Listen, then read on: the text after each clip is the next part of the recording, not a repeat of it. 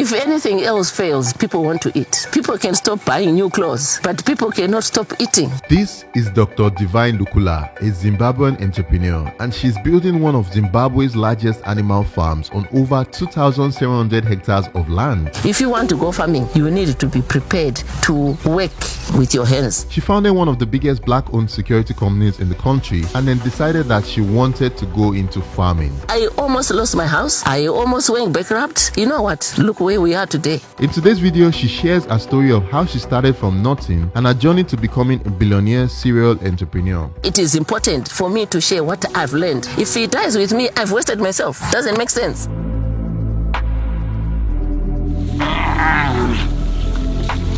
What inspired farming? Well, interestingly, Tayo, a lot of people don't know that I started farming before I started the security company. Oh, really? Yes, I've been farming on this piece of land for 32 years. Wow. I bought this farm in 1992. I only started Securico in 1999. Eyes, friends.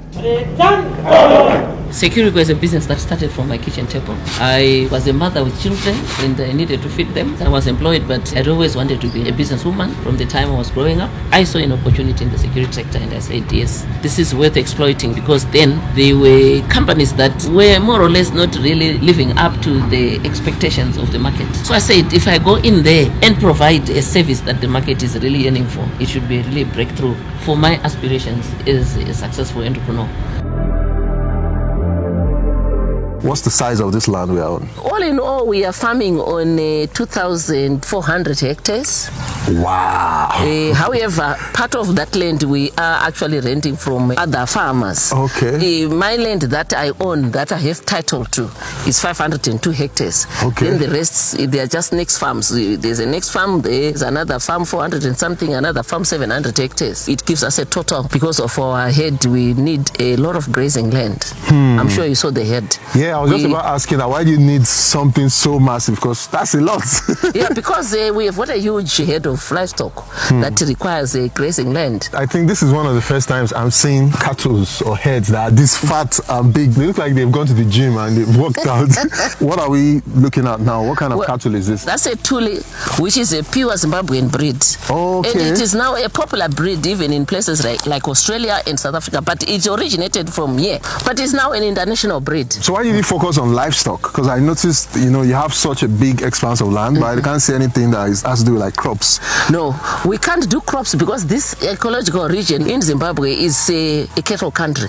And I'm sure you saw we do goats. We do lots of goats. I saw. So it's a livestock area. So we focus on livestock because that is what the land requires. If we do cropping, we might not do very well. Yes, we do a bit of cropping, but certainly we grow crops that we utilize in our feed. We can actually ask them to stand. Oh, you can touch them. Oh, wow. How easy is it to get into this business? Let's say somebody like me now, or a lot of like young people who are watching. Farming is not for people that are wanting to make money in the short term. It's people that are wanting to go in business for the long haul. Because the gestation period of breeding animals is long. So you cannot just come in today and expect that in a year or two you start making money. It's a business that you need to have lots of passion for, love for animals, and certainly the patience to wait for you to start making money. When you talk about farming generally, like it's something a lot of youths, a lot of young people like me, we don't really look at farming like that. We want to do the stuff that has to do with like media, tech, but I believe that farming is important. Yeah. Like what's your thoughts on the fact that a lot of young people don't see farming as something lucrative? Interestingly, in Zimbabwe, I've noticed, because as you see, we run open days here. Yes. We run even training programs on livestock production. I've now seen a lot of young people coming through. Oh, really? Yes, in Zimbabwe. But what I always say to them is, I always caution, if you want to go farming, you need to be prepared to work with your hands. Be hands-on, be in the trenches, as it were. As you can see, I can easily walk around, be in my cattle, understand that bull is not feeling well today. I can tell it's not feeling well, and I can tell why is its condition from what I saw last week and now is deteriorated. So all those things are very important. You need to pay attention to detail. That's what I always caution young people. You cannot sit in the office office in the city and start backing orders to your workers out there on the farm. You also need to come out and see what is happening. That's awesome, because it's not like that generally across Africa. So you mentioned something about open day, and I saw you having people come in, and you were kind of like teaching them how to go about farming and all that. Why are you doing that? Because I noticed a lot of people in Africa, you know, when they build a successful business, they try to keep it to themselves and keep the knowledge. Why are you teaching people and opening up your farm to people? Tayo is for posterity. You cannot have so much that you know and you die with it. This is why they say in Africa, the graves are the richest places. People don't want to share. It's unfortunate that if you don't share, you are actually wasting yourself, because what you know, which would have benefited generations to come, leaving a legacy of your name, you lost that opportunity. So for me, it is important for me to share what I've learned.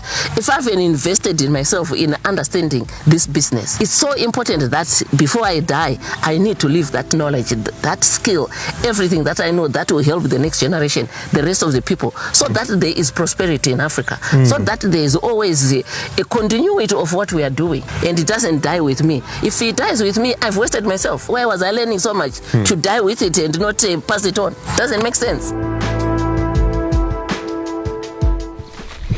How many years old is this one? It's less than a month. Oh, less than a month. Okay. It was born perhaps in the last week or two. Oh wow! And it's this big already. How many workers do you have working here? Just at the farm, Commercial Farm employs about 32 people. Most of the people they are all from Zimbabwe. All of them are from From Zimbabwe. Zimbabwe. Well, if you want a job here, we can give you. Oh yeah, baby, I might want it, because these cows are looking very. You know, funny enough, I've done. I think recently I've been on multiple farms, and like the more I spend with people like you, I'm actually really inspired, and I'm like, okay, maybe one day I think I'm going to start a farm too. So that's also why I'm also doing this video, to also show people out there that it's actually possible. Even though you said it takes a while to make money from farming, would you say it's a lucrative business? It is indeed. I mean, look, if anything else fails, people want to eat. I mean, people can stop buying new clothes, but people cannot stop eating. True. You cannot go for more than 24